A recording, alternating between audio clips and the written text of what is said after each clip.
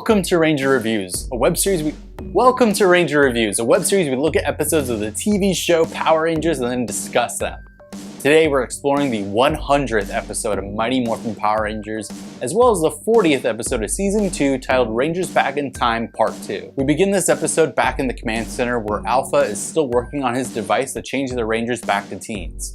Long story short, it's not done yet. Also, that rock of time is still out there. They need to get that photograph of the children to turn them back to normal. The wind blows and Bulk gets it, grabbing Skull and running away. Zed demands that Goldar goes down and get that photo from Bulk and Skull. Goldar then appears in front of Bulk and Skull, knocking them over. They call out for their mommy, and Goldar says, "That's not a name I've been called before." Part of me hopes he's been called Daddy before. Zed checks in on Goldar and he gets mad that Goldar hasn't just taken the photo away from Bulk and Skull. Alpha is done with his device and he needs to teleport to the park to use it on that photo. Alpha appears behind them, firing it at Goldar and Photomare, freezing them in place for some odd reason. At the high school, Bulk and Skull run into Mr. Kaplan, who looks way younger. They tell him about what happened and he gives them detention for lying to him. Alpha then teleports in front of him before leaving again, and Kaplan says hi, before he then turns around and Alpha's gone. Meanwhile, Skull is drawing on the Ranger kids' faces. Alpha appears in front of them demanding the photo. He says he'll count to 3 and they'll be asleep. He then just says 3 and zaps them, saying that it works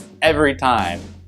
How many times have you had to knock out random children, Alpha? He then uses his device to restore the Ranger kids from the photos, who now have the mustaches and stuff drawn on their real faces. Billy has a science boner about Alpha, and he says he has to turn them back to their real ages, but he's going to try to explain. Goldar and Photomare are back in motion now, and apparently off screen, Alpha explained the entire thing. He's going to scramble their molecular structures, and he turns them back into the teens. Okay.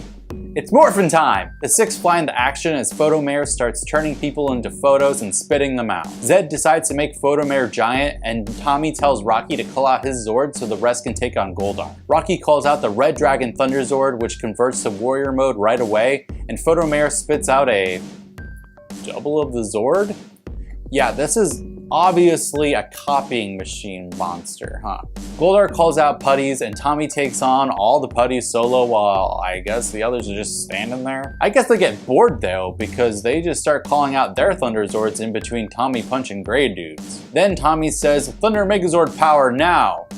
And they form it? Okay, Tommy, you're being the biggest micromanager ever. Tommy decides to take on Goldar solo finally, but now it's the Thunder Megazord versus the Red Dragon Thunder Zord in warrior mode. I'm honestly struggling to find anything else to say about what's happening, but there's legitimately nothing except a whole lot of kias and metal clanks. The Thunder Megazord uses the Thunder Saber, killing the fake Red Dragon Thunder Zord and Photomare. Goldar is also beat by Tommy, and the other 5 Rangers come flipping in. Alarms are also going off in the command center, and remember how the Rock of Time was a thing? Yeah, Zordon needs to tell them about it. He also says that it's going to be guarded by Zed's worst monsters ever. They jet out of there, showing up on the bottom of a hill.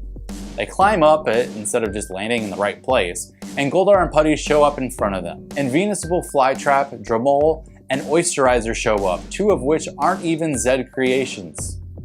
Whatever. The Rangers fight the Putties and the Dusty Monster suits as well as Goldar. Not even Ron Wasserman's We Need a Hero can save this mess of a fight. Each Rangers take out their power weapons plus Saba and they attack the monsters, which is a good idea to be honest. Apparently they've beaten everyone and Goldar leaves. They call out the power cannon, which I legitimately forgot about, and they fire at the Rock of Time, just blowing that ish up into nothingness. In the classroom, Aisha, Rocky, and Kim walk in to find Bulk and Skull still asleep. Kaplan comes in asking if they're done with their essays yet. Then they all forget why they're even there because time is back to normal, I guess, or whatever. Kim makes a joke about Bulk and Skull being in the detention since the 2nd grade. The end.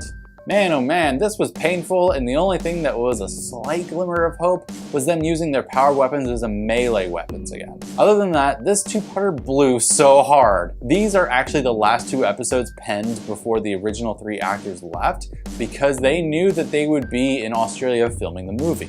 Unfortunately, what seemed to happen instead was they added 3 new Rangers suddenly, and they had to give them more episodes instead of them becoming Rangers and the next thing the kids knew, they were just in the movie. I'm gonna lie to you right now and say that I think that next time's gonna get better, but I really don't know. I mean, I'm pretty sure that we all don't know. But until then, may the power protect you.